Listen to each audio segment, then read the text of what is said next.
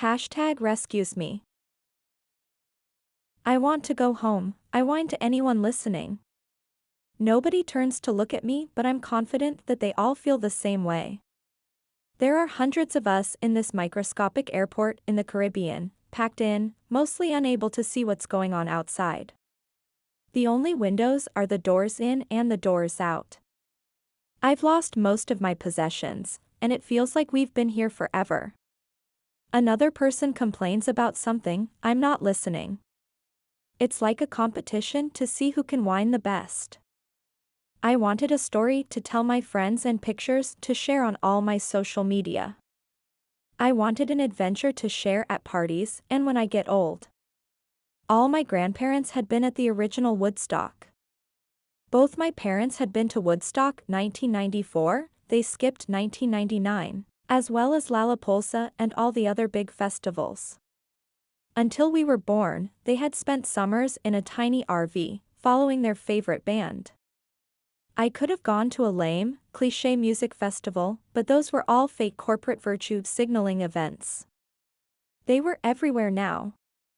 I could have spent days in a hot, landlocked field with porta potties and $7 bottled water, getting hosed down until everything was a mud pit.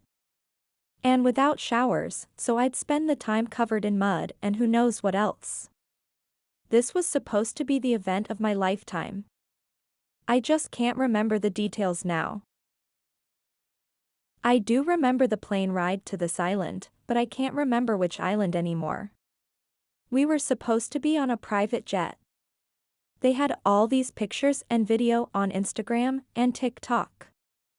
Influencers and the festival organizers were showing off the fleet of jets they had booked, how they swam with the dolphins and stingrays, and the private cabanas they were building. I remember the cab ride to the airport, but I don't remember which one or where I had come from. We were told to meet at the terminal for chartered flights. I clenched my passport throughout the ride and tried to take photos and videos for my accounts. I had to start over every time the cab hit a pothole or swerved to change lanes. The only sound in the cab was news radio in Spanish. I don't remember what the cab driver looked like. I was already annoyed before he drove through the gates. According to my ticket, I had paid for a ride to the airport. I felt the heat flare across my face as we pulled up to find hundreds of other people were waiting on the tarmac, with mountains of designer luggage. Louis Vuitton's famous monogram print was on so many pieces I wondered how people would distinguish their own when we got to the festival. My luggage was a cheap, hard black plastic. I had blown all my savings on this festival. I was using my father's luggage. I remember wondering how many people could fit on one plane and how many planes they had. At that moment, a large commercial jet rolled up to us. I don't remember where it came from. I remember my disbelief, pulling up my detailed receipt of what I had paid for. A car to the airport from my house. A private jet. A private cabana for 4 with a bathroom. Celebrity chef cooking our food. A personal pavilion to enjoy the festival from. I had never been given details about my car to the airport, which was why I had arrived in a taxi. Had the private jet changed too? The airline was a discount company that didn't have first or business class.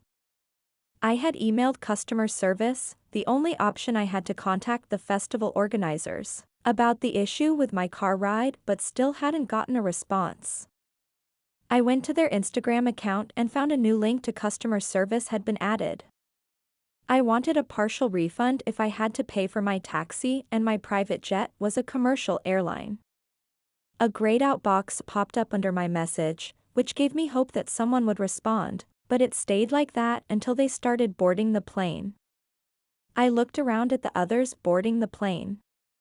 They were all my age and were dressed in different styles. Some looked focused on comfort in yoga pants and leggings. Others were in boho chic looks with knit halter tops and big hats. A few were dressed in designer clothes and looked offended when expected to get on the plane. Everyone's phones were out as they took pictures and made videos. I paused to take some pictures and videos, trying my best to not look irritated and anxious. They had so many people sign up, I heard some girl say as she filmed herself. That they had to charter a bigger plane to get us all there. That was a logical explanation. It would probably have been too expensive to get a fleet of jets given how many people were at the same airport.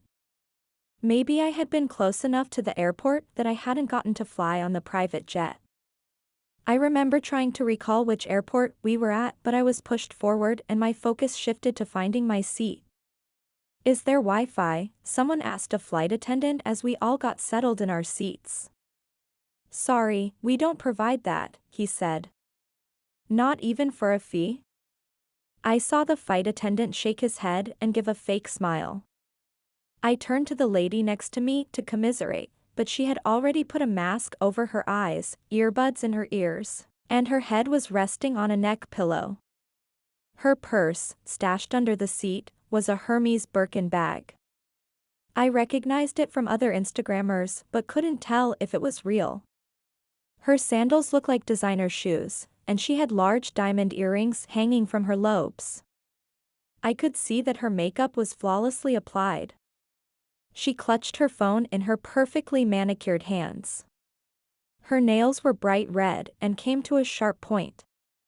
My brother called this style talons. I wasn't sure how comfortable she would be at a music festival, even one as extravagant as this one. I was in sneakers and jeans. I planned on applying my makeup in the taxi, but that hadn't been possible. My followers knew what to expect from me, all 10,000 of them. They knew my feed was casual and my platform about being comfortable. I looked at the woman next to me, who applied her lip gloss while she talked to the camera, and questioned what I was doing. I didn't want my followers to see my doubt, so I put my phone on airplane mode as we took off. The storm started as soon as we were at cruising altitude. Thunder boomed and lightning flashed all around the plane. Turbulence prevented any snack or drink service, not that my stomach could have ingested anything. I don't remember falling asleep, but I must have because it didn't seem too long before we landed. The island sky was clear and beautiful, the same color as the water we passed over. After we landed, I remember being herded into a smaller propeller plane. I was lucky to be one of the few people on the first puddle jumper. The flight was so loud and bumpy that I couldn't hear the safety instructions from the flight attendant, and I was sure I was going to throw up. I remember taking a deep breath and relaxing when I saw the white sand and sharks swimming in the water below. "Don't worry," the girl next to me said.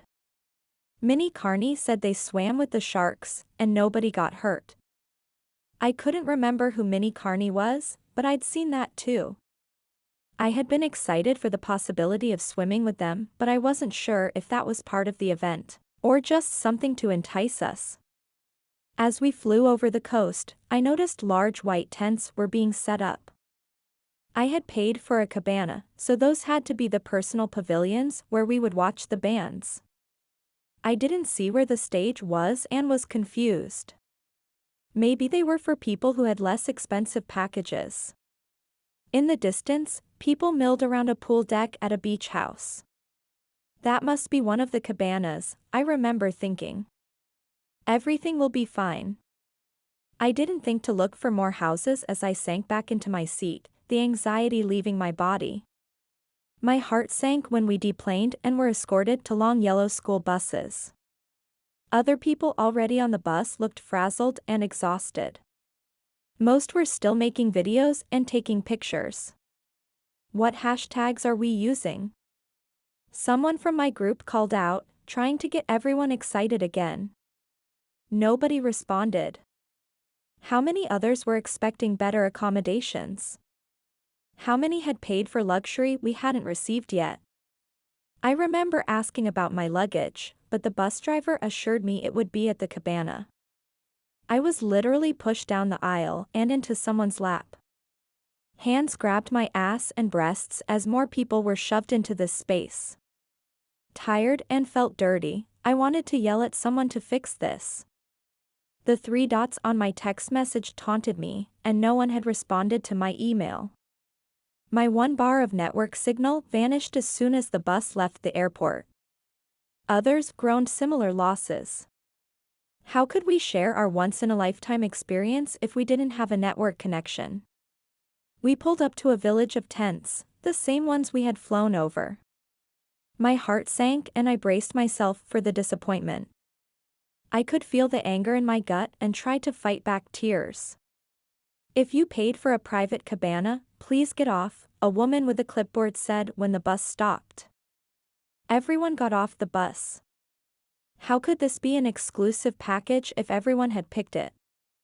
I wanted to stop and demand what I had paid for, but I was pushed away by the crowd around the bus. "Your bags are on the way," the woman said when the bus pulled away. "For now, please find your tent and get settled." I turned, waiting for more instructions, but she had disappeared. I looked around, others were standing close by looking bewildered. How would we know which tent was ours? All I had was my purse, so I wandered around the campground, hoping for some type of sign or person. My phone still had no signal, and there was nobody to help me. I waited for a few moments to record a video about how angry I was. I would upload it as soon as I could get on a network again. I was secretly hoping someone would come by and give us more instructions, but nobody did. I lost track of time and started to wander around the camp. Each tent had a sheet of paper taped to it with 4 names written on it. The paper was wrinkled as if it had gotten wet and then dried. I was mortified when I found one with my name barely legible. An empty disaster relief tent with no bathroom was not a private cabana. Half the tent was up, the unsupported tarp flapping as a breeze came through. I was standing on a concrete block at the back of the lot in a barely secured tent. I could hear the water crashing outside the tent, but there were no windows to see it. I was in the last row of tent with no way to see the crystal blue waters behind me. I wondered who would be staying with me. My curiosity evaporated as my anger grew. Where was my cabana with a bathroom? Where was my private villa to watch the bands? Where was the stage? Where was my personal chef? After sitting on the concrete for a moment and crying, I walked into the sea of tents and eventually saw a row of porta potties. "They told us to get our mattresses," someone said as a crowd walked by. "Bags are here." Someone yelled from the other direction, back toward my tent. I was torn, not sure where to go first. I was exhausted and didn't want to sleep on the concrete. But I had a spare battery in my suitcase and I was going to make a long video ripping this festival apart. People slammed into me, giving me nasty looks. Afraid I wouldn't get a mattress and positive my luggage would be fine, I made a decision. I remember the near riot around the truck with mattresses, nothing more than limp pieces of soaked egg crate foam. They hit the ground with a slap. People squeezed water out before dragging them away. "It's better than nothing," someone said as water dripped on her sandals. I don't remember taking my mattress or getting it back to my tent, but I did because I do remember leaving my purse with it to go get the rest of my luggage. By the time I got there, the huge dump truck pulled away with the back open and suitcases still in the back. There was a pile of suitcases where it had been, unsorted. I remember pulling each one up, hoping it would be mine. I regretted bringing a black suitcase. They were all identical. Others came over and helped me sort through the suitcases, but nobody seemed to walk away with theirs. I felt people grab my ass and breasts as we all bumped into each other. "That was beautiful," someone said behind me. I turned around to see the final moments of the sunset over the water. I had seen pictures of a Caribbean sunset with its yellow, orange, and pink hues. I had been looking forward to seeing it for myself, but all I saw was the darkening blue of the night sky. By the time I found my suitcase, it was pitch black outside. I don't remember getting back to the tent, but I was relieved when I did. My 3 roommates had arrived, their mattresses and luggage on the floor, but they had left again. I had no idea who these 3 were, but they were women from the look of the luggage. I could barely see it, but the tent had been finished while I had been gone. "Let's party," someone far away from me yelled. I don't remember much after that. I know there was a pallet of vodka bottles, and I took 2. There was no other food or water. Someone said that there had been tuna sandwiches earlier, but they had gone bad in the sun and been removed. So much for the personal chef. I was sure I wouldn't have a private spot to watch the festival from. I didn't have the energy to be angry when someone told us which bands had already backed out. There were whispers that some of the bigger performers hadn't even committed. I hadn't paid attention to the bands. I was here for the experience, ready to enjoy any band that got on the stage. Not that there was a stage. I remember a bonfire, but nothing until morning. It must have been crazy because everything had been fed to the fire except our luggage when the sun came up. The tent frames and weights were all that remained. We sat around drinking through the next day. The vodka was the only thing we had to drink, and food never arrived. Some of us stumbled, drunk, and finally found a half-built stage where we had a drunken dance party. I didn't care about where the music was coming from. I was too busy yelling at nobody, venting my anger that I had been ripped off. I don't remember much after that. I don't remember how long we were there. It felt like hours and an eternity at the same time. It was dark when we were quickly herded onto the bus again and taken back to the tiny airport. I was too drunk to know what was going on. I remember that I sat on a seat this time, but another woman nearly fainted before sitting on my lap. Something in the back of my brain wondered why it had taken so long for this to happen. There were other odd occurrences. I had seen the documentaries and heard the stories about Woodstock 1999. With this level of mismanagement, there should have been injury, death, assaults, and nudity. I should be fleeing for my life in fear, not anger. As the bus bounced toward the airport and my network signal got stronger, I scrolled through my social media feeds. The pictures were black except for the bonfire. The only text in the caption was the hashtag #RescueEam. I tapped the link and saw thousands of other posts from people at the festival. As I scrolled, my phone went black and a red battery icon flashed. My backup batteries were in my purse, but I couldn't remember what had happened to my things. The last thing I remember was the bottles of vodka and dancing. I was sure I would get my luggage at the airport. I was beyond angry now, ready to demand a refund or talk to my parents' lawyer about suing. I was glad to be going home, even if I wasn't sure why. The local airport was already packed by the time we got there. They had 5 gates, but only one had a plane waiting. I remember someone saying our bags were already checked and waiting for us on the other end. Everyone looked confused. "I need my charger," someone yelled, panic in her voice. I looked around me as we were led to the gate. Nobody else had a carry-on, and we all looked exhausted. My mascara and eyeliner were smudged, my skin was sunburnt, and my hair was a mess. When had I put on makeup? People looked like they were going to cry or punch someone. At least we were getting right on a plane. In a few hours, I could be home and recuperating. I didn't have an incredible story to tell, but I had something memorable, and I would make sure the press knew about this too.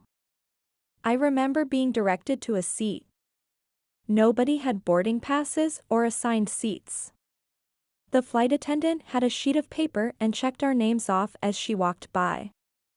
"Ladies and gentlemen," another flight attendant said through the speakers. "It seems we have one more person than we should. We don't know how, but hold tight, and we'll figure it out." I tried to find a way to charge my phone while we waited, but so was everyone else. There were no outlets or chargers on the plane. My heart started racing and my stomach cramped as my anxiety rose. I wanted to add my pictures and videos to that hashtag.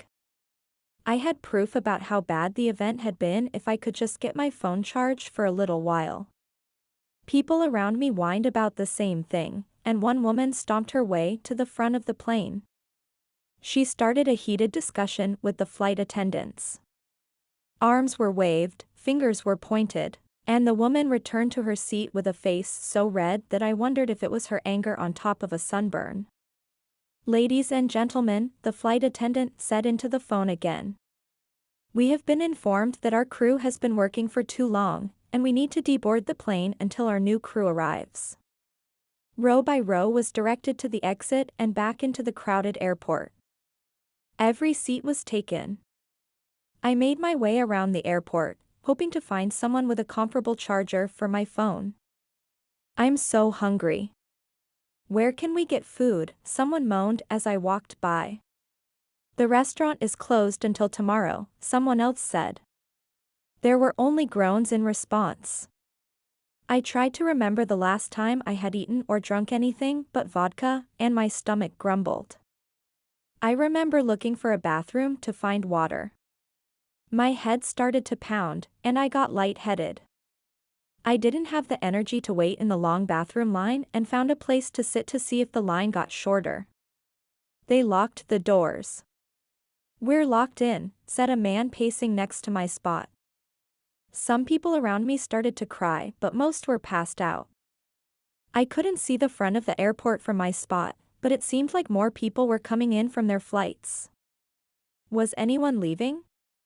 Was anyone angry and trying to get help? I had no strength to do it myself. If I could sleep or drink some water, I would feel better. I noticed a charger plugged into the wall socket right next to me. It was the exact one I needed for my phone. I quickly attached my phone to the charger before anyone else saw it. I didn't care who had left the charger. I needed to call my family and let them know what was going on. I needed to post my photos and videos to Instagram and TikTok. People needed to know what had happened before the organizers could spin this. "What do we do?" I asked, feeling less anxious now that my phone was charging. The woman next to me shrugged. "Do your best to sleep. Nobody's going anywhere until morning." I let out a sigh and shut my eyes. Somehow I managed to fall asleep. I woke up with a start and got to my feet. I had no idea how long I had been asleep, but it felt like it had been too long. I checked my phone, but it was on the floor next to me. The charger was still in the wall, but another phone with a different plug was attached to it. I checked my phone, and it had a little battery power. I got it turned on and watched my screen come up. I could see my apps, but I couldn't find a network connection, and there was no Wi-Fi available. I wanted to yell in frustration, but everyone around me was asleep. I turned off the phone again, not wanting to waste the little battery power I had. Before I did, I snapped a few pictures of the crowd around me.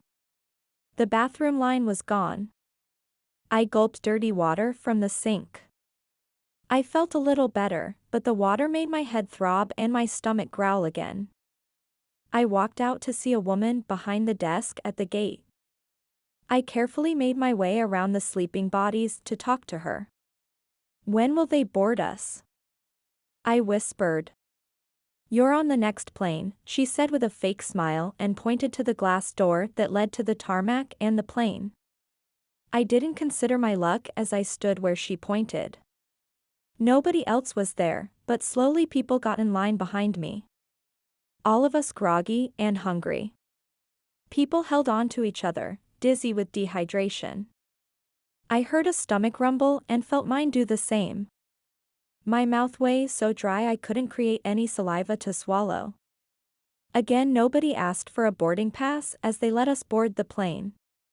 It was a large jet like it had been the night before. We had arrived in a small puddle jumper. A bigger plane seemed too large for this airport. I'd assumed, last night, that they were trying to get as many of us off the island as quickly as possible. None of us had left, so I must be wrong about that. Go all the way to the back, a flight attendant said, but I stopped and took a seat in the middle of the plane. I looked for a charger, failing like I had the night before. There were none on this plane either. Once all the seats were full, the flight attendant walked up the aisle and checking off our names. It took forever for her to make her way up, but she walked back as quickly as she could. I had no idea how long we sat there. I had no watch, and when I tried to check my phone, the battery was dead. It felt like an eternity. Ladies and gentlemen, another flight attendant said through the speakers. It seems we have one more person than we should. We don't know how, but hold tight, and we'll figure it out. This was the same problem they'd had on the other flight. How? Where could an extra person go? There were only so many seats before people were forced to stand. I wasn't the only person irritated. A woman stomped down the aisle, the same one as the night before. Today her hands were clenched in fists. Arms waved, fingers pointed, and when it was all over, the woman yelled as she made her way back to her seat. I closed my eyes and must have fallen asleep again. The sun was setting when I opened them again. I expected to see nothing but clouds, but we were still on the ground. I had slept through the day. My brain struggled to process what this meant, but I knew it wasn't good. I looked at the man next to me. He was asleep too. It looked like everyone had fallen asleep. Ladies and gentlemen, the flight attendant said into the phone again, waking everyone up with a start. We have been informed that our crew has been working for too long, and we need to deboard the plane until our new crew arrives. I looked at the man sitting next to me, but he was still groggy, and nothing odd registered on his face. He got up and waited for our row's turn to exit the plane. I got up and followed everyone back into the airport. I stayed where I was, confused at how docile everyone was. Was only one of us angry about being stuck here? I needed to think. I did my best to focus as I deplaned, but I needed water. The airport seemed more crowded than it had the previous night. People were crying. I found a spot on the ground after going to the bathroom to try and get some water. It had been packed with women cleaning themselves, doing their hair, and fixing their makeup. It smelled like shit, urine, and unclean bodies. I dreaded the thought of trying to use a toilet, but I was too dehydrated to need one. I managed to get to the sink and drank a little murky water before leaving again. I didn't want to think about why the water was so disgusting and what it would do to me. I pushed away the thoughts of parasites. No food or clean water again today, the woman next to me whispered, and my stomach growled in response. They opened and closed already. She was laying on the tiled floor, listless and weak. The water in the bathroom is gross, but you should drink something, I told her. She nodded her head but didn't move. How many hours were we on the plane? I asked. No idea, she said, her head lolling from side to side and words raspy. The clock never changes. I looked up at the ancient clock behind a cage above the bathrooms. Even if it had moved, the bars of the cage made it difficult to tell. I was pretty sure it indicated 6 o'clock, but if it never moved, then that meant nothing. I couldn't find a charger for my phone that night, so I closed my eyes. Locked in again, the woman whispered as I drifted off to sleep. My eyes snapped open again the next morning, and I practically ran to the bathroom to clean up. I didn't know where this burst of energy came from, but I wasted no time getting to the gate, and again I was at the front of the line. This time when I took a seat at the window, I opened the shade. Again the flight attendant walked up the aisle and checked off our names. It took so long that I dozed off. Ladies and gentlemen, another flight attendant said, her voice causing me to open my eyes again. It seems we have one more person than we should. We don't know how, but hold tight, and we'll figure it out. I watched the woman stomp down the aisle for the third time, her hands balled into fists, her face already red, and her nostrils flaring. The only thing that I could think was that I'm in hell. We're all in hell.